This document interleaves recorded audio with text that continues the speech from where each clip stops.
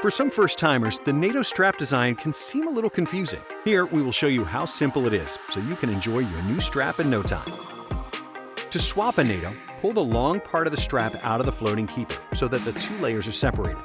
Beginning at the 6 o'clock side of the watch, pull the long end of the strap out of the spring bar.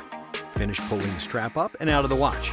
With your new NATO, pull the long part of the strap out of the floating keeper so that the two layers of the strap are separated.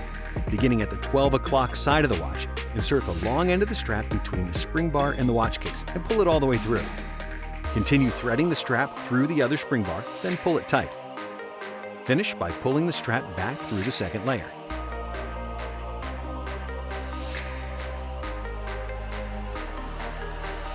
First, slide the long end of the strap through the buckle and secure the buckle using the appropriate sizing hole on the strap.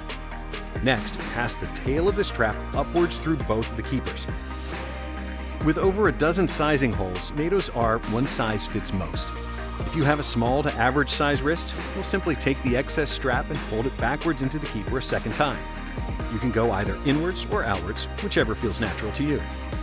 If you have a large wrist, you will not have the excess tail since the strap will terminate close to the second keeper, which works just as well. It all comes down to personal preference. Find what feels most comfortable to you.